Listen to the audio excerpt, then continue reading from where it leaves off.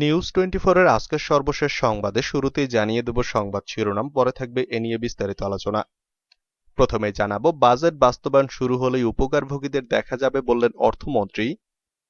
জানাবো, আশাহত হবেন না, আমরাই জয়ী হব বললেন মির্জা ফখরুল। এছাড়া থাকছে ইসির বিরুদ্ধে অনিয়মের অভিযোগের তদন্ত চায় সুজন। জানাবো, মির্জাপুরে 6 নারী ছিনতাইকারী গ্রেফতার। এছাড়া থাকছে বাজেটে গরিবদের কথাই ভুলে গেছেন অর্থমন্ত্রী, মন্তব্য নজরুল ইসলাম খানের। এবং সবশেষে রয়েছে কারাবন্দী 2 হেফাজত নেতাকে বারিধারা মাদ্রাসা থেকে অব্যাহতি। পুরো খবর পেতে ভিডিওটি শেষ পর্যন্ত দেখুন। সর্বশেষ সংবাদ পেতে আমাদের চ্যানেলটি সাবস্ক্রাইব করুন। এবার বিস্তারিত। বাজেট বাস্তবায়ন শুরু হলেই উপকারভোগীদের দেখা যাবে মন্তব্য অর্থমন্ত্রীর।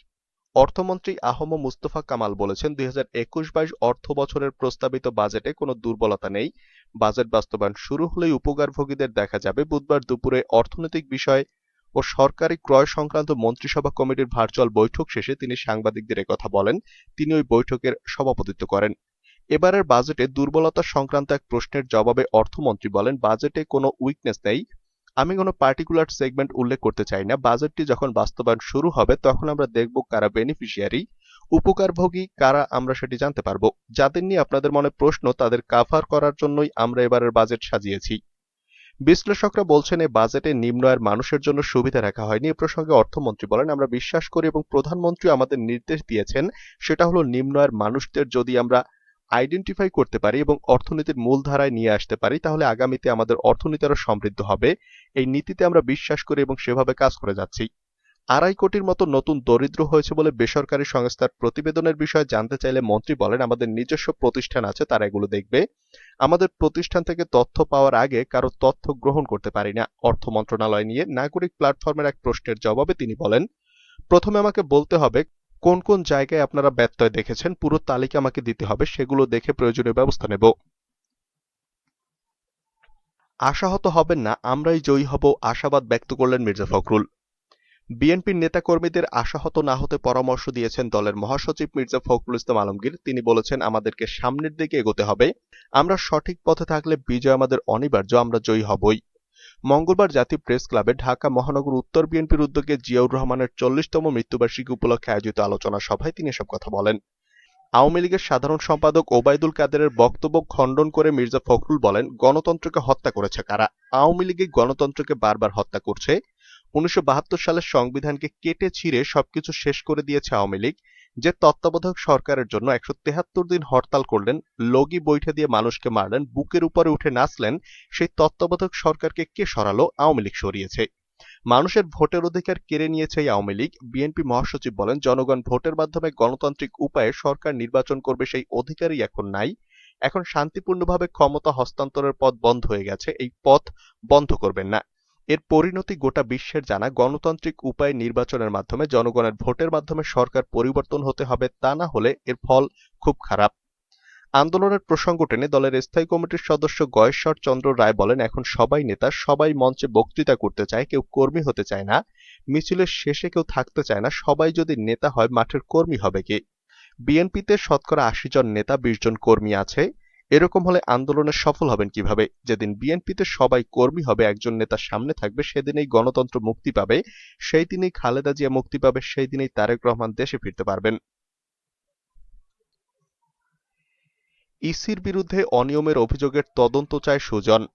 বর্তমান নির্বাচন কমিশনের বিরুদ্ধে গুরুতর অনিয়মের অভিযোগ রয়েছে উল্লেখ করে সুপ্রিম জুডিশিয়াল কাউন্সিলের গঠনের মাধ্যমে তার তদন্তের দাবি জানিয়েছে সুশাসনের জন্য নাগরিক সুজন।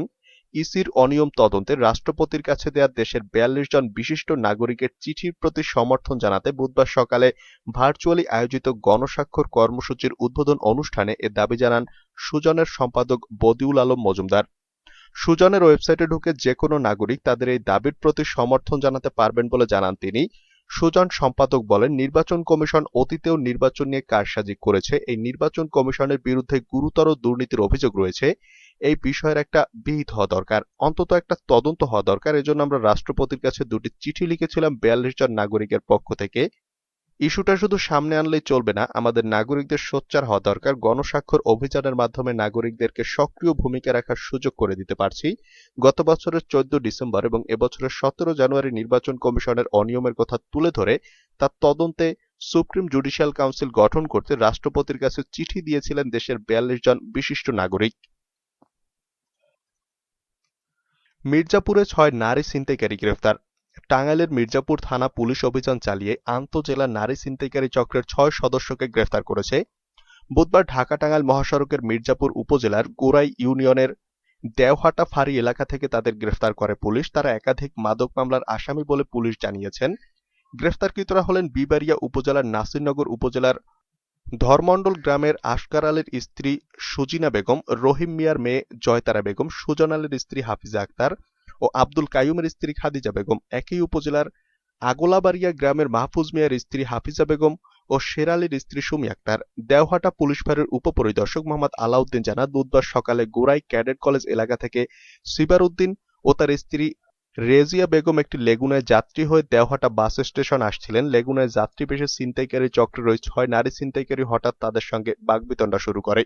এক পর্যায়ে তারা কৌশলে যাত্রী রেজিয়া বেগমের গলায় থাকা সোনার চেন ছিনতাই করে। ঘটনাটি রেজিয়া টের পেয়ে আর্তচিৎকার করলে আশেপাশের লোকজন ছুটে এসে ওই 6 নারী ছিনতাইকারীকে আটক করে দেওহাটা ফাঁড়ি পুলিশকে খবর দেয়। পরে দেওহাটা ফাঁড়ি পুলিশ ঘটনাস্থলে গিয়ে তাদের গ্রেফতার করে। পরে পুলিশ খোঁজখবর নিয়েও তাদের জিজ্ঞাসাবাদ করে জানতে পারেন তারা নারী ছিনতাইকারী চক্রের সক্রিয় সদস্য। তাদের নামে বিভিন্ন থানায় একাধিক মাদক ও ছিনতাই মামলা রয়েছে। দেওহাটা পুলিশ ফাঁড়ির ইনচার্জ ও মামলার তদন্তকারী কর্মকর্তা মোহাম্মদ আইয়ুব হোসেন জানান, গ্রেফতারকৃতরা আন্তজেলা ছিনতাইকারী চক্রের সদস্য। তাদের নামে বিভিন্ন থানায় একাধিক মামলা রয়েছে। তাদের রিমান্ড আবেদন করে আদালতে পাঠানো হবে বলে জানান। বাজেটে গরিবদের কথাই ভুলে গেছেন অর্থমন্ত্রী, বললেন নজরুল ইসলাম খান। বাজেটের পরিমাণ বাড়লেই প্রশংসা করা যায় না বলে মন্তব্য করেন বিএনপির স্থায়ী কমিটির সদস্য নজরুল ইসলাম খান। তিনি বলেছেন, এই যে বাজেট দিল, কেমনে তার প্রশংসা করি। অর্থনীতিবিদ দেবপ্রিয় ভট্টাচার্য বলেছেন, অর্থমন্ত্রী তার গাড়িতে যাত্রী ওঠাতে ভুলে গেছেন, অর্থাৎ বাজেট নামক গাড়িতে গরিব মানুষ ওঠাতে ভুলে গেছেন। বাজেটে যাদের জন্য ব্যবস্থা করার দরকার ছিল সেই গরিব মানুষের কথাই ভুলে গেছেন অর্থমন্ত্রী।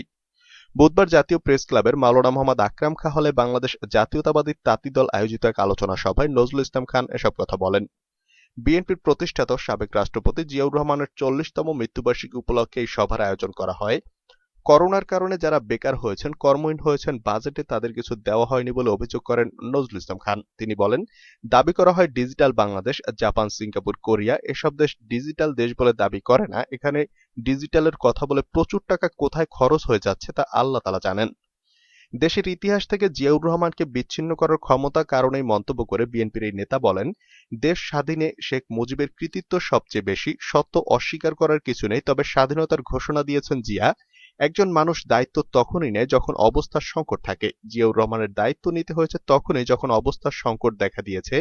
1971 সালে যখন তিনি স্বাধীনতার ঘোষণা করেন তখন দেশে কোনো সরকার ছিল না। আলোচনা সভায় আরো বক্তব্য দেন বিএনপির যুগ্ম মহাসচিব সৈয়দ মোয়াজ্জেম হোসেন আলাল, দলের স্বেচ্ছাসেবক বিষয়ক সম্পাদক মীর শরাফত আলী, সহ সাংগঠনিক সম্পাদক আব্দুস সালাম আজাদ, তাঁতি দলের কেন্দ্রীয় কমিটির আহ্বায়ক আবুল কালাম আজাদ, সদস্য সচিব হাজী মুজিবুর রহমান প্রমুখ। কারাবন্দী 2 হেফাজত নেতাকে বারিধারা মাদ্রাসা থেকে অব্যাহতি। সহিংসতার মামলায় গ্রেফতার হয়ে কারাবন্দী হেফাজত ইসলামের নেতা মুফতি মনির হোসেন কাশিমি ও হাবিবুল্লাহ মাহমুদ কাশিমিকে রাজধানীর বারিধারার জামিয়া মাদানিয়া মাদ্রাসার দায়িত্ব থেকে অব্যাহতি দেওয়া হয়েছে। তাদের মধ্যে মনির হোসেন কাশিমি মাদ্রাসার অধ্যক্ষ ছিলেন, আর হাবিবুল্লাহ মাহমুদ কাশিমি ছিলেন মাদ্রাসার মুহাদ্দিস। রাজনীতিতে জড়িয়ে পড়া ও বিতর্কিত বক্তব্যের কারণ দেখে গত সোমবার বারিধারা মাদ্রাসার মজলিসের শুরা তাদের অব্যাহতি দেয়। একই সঙ্গে উপাধ্যক্ষ মাসুদ আহমেদকে ভারপ্রাপ্ত অধ্যক্ষের দায়িত্ব দেওয়া হয়। এ বিষয়ে জানতে চাইলে বুধবার রাতে প্রথম আলোকে বলেন, মাদ্রাসায় শিক্ষার পরিবেশ ফিরিয়ে আনার স্বার্থে মজলিসের শুরা এর সিদ্ধান্ত নিয়েছে। বারিধারা জামিয়া মাদানিয়া মাদ্রাসার প্রতিষ্ঠাতা ছিলেন হেফাজতের প্রয়াত মহাসচিব নূর হোসেন কাশেমি। তিনি বিএনপি জোটের শরিক জমিয়তে উলামা ইসলামের মহাসচিব ছিলেন। গত বছরের ডিসেম্বরে তার মৃত্যুর পর মাদ্রাসার মুহতামিম পদ নিয়ে অস্থিরতা দেখা দেয়। পরে এই পদে আসেন মনির হোসেন কাশেমি। তিনি একাদশ সংসদ নির্বাচনে নারায়ণগঞ্জ 4 আসনে ধানের শীষের প্রতীকে নির্বাচন করেন। জমিয়তে উলামা ইসলামের যুগ্ম মহাসচিব মনির হোসেন কাশেমি হেফাজতের কেন্দ্রীয় অর্থ বিষয়ক সম্পাদক ছিলেন। গত 21 মে তাকে গ্রেফতার করে গোয়েন্দা পুলিশ। এই হেফাজত নেতার বিরুদ্ধে 2013 সালে শাপলা চত্বরে হেফাজত ইসলামের নাশকতা এবং সাম্প্রতিক সময়ে ঘটে যাওয়া নাশকতার অভিযোগে মামলা রয়েছে বলে পুলিশ জানিয়েছে। হাবিবুল্লাহ মাহমুদ কাশেমের বিরুদ্ধেও 2013 সালে এবং সাম্প্রতিক সহিংসতায় সংশ্লিষ্টতার অভিযোগ রয়েছে। গত 29 এপ্রিল ভোরে তাকে গ্রেফতার করে গোয়েন্দা পুলিশ। এখলাসকে মনোনয়ন ফরম দেয়নি আওয়ামী লীগ, তা দেখে ফরমেই চাননি ডিপজল। ঢাকা 14 আসনের উপনির্বাচনে আওয়ামী লীগের মনোনয়ন ফরম সংগ্রহ করতে গিয়ে বিফল হয়েছেন এখলাস উদ্দিন মোল্লা ও চলচ্চিত্র তারকা মনোয়ার হোসেন ডিপজল। তারা দুইজনেই দীর্ঘদিন ধরে বিএনপির রাজনীতিতে যুক্ত। আওয়ামী লীগের ফরম বিক্রির সঙ্গে যুক্ত সূত্র বলছে, গত মঙ্গলবার দুপুরের পর এখলাস মোল্লার নেতাকর্মী সহ আওয়ামী লীগের ধানমন্ডি কার্যালয়ে যান। একই সময় মনোয়ার হোসেন ডিপজলও ফরম সংগ্রহের লক্ষ্যে বাইরে অপেক্ষা করছিলেন। তার সঙ্গে চলচ্চিত্র অঙ্গনের আরও কয়েকজন অভিনেতা ছিলেন।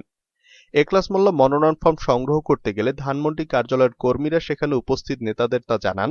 এখলাস মোল্লাকে আওয়ামী লীগ বা সহযোগী কোনো সংগঠনের প্রাথমিক সদস্য পদ কিংবা কোনো পদ আছে কিনা তার প্রমাণপত্র সংগ্রহের পরামর্শ দেন। সে মোতাবেক কর্মীরা এখলাস মোল্লার কাছে আওয়ামী লীগ করার প্রমাণপত্র চান, তবে তিনি তা দেখাতে পারেননি।